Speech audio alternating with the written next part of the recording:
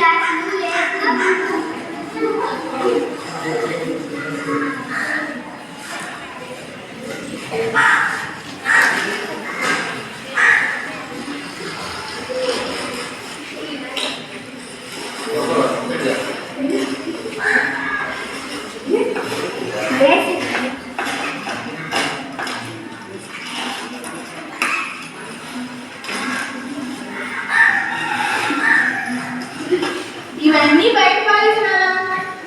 ఇవన్నీ ఈ రోజు మన పాడేనా?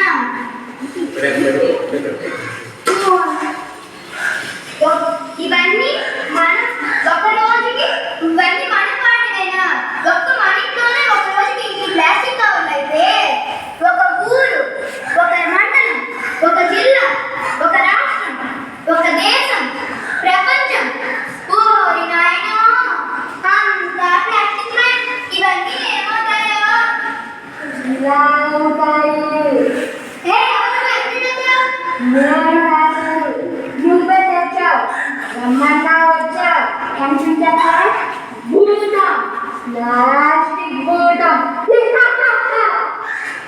మామూలు భూతాలు ఏమి చేయవు. నువ్వెంత గడిపిస్తున్నా 2 నిమిషాలు తీసి పారేస్తే సరే.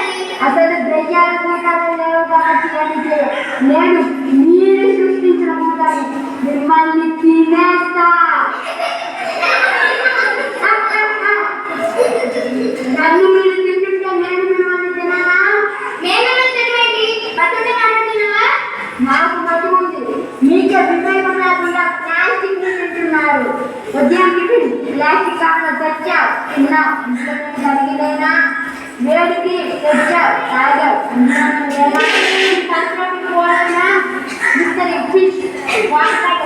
ఇలా ప్రతికి తెచ్చి తిని మీ కడుపు ప్లాస్టిక్ నింపుతున్నారు. మీరు తెచ్చి జరించిన ప్లాస్టిక్ కావాలి. ఆవులు, గొర్రెలు, బర్రెలు తిని పాలు ద్వారా మాంసం ద్వారా ఆహార పదార్థాల ద్వారా మళ్ళీ మీరు చేరుతున్నారు. ఓ టేస్టీగా ఉంటుంది. మీరు తిన్నా కూడు ఇలా ప్లాస్టిక్ అయితే మా డబ్బులు చూపెట్టారన్నమాట. నేను పాటేస్తా.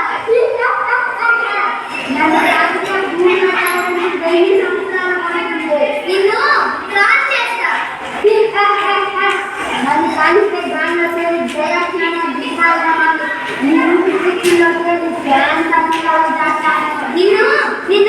గోదావరిలో కలిపిస్తా. అప్పుడు కూడా మీరు చాలా నీటి ధ్వంసం ద్వారా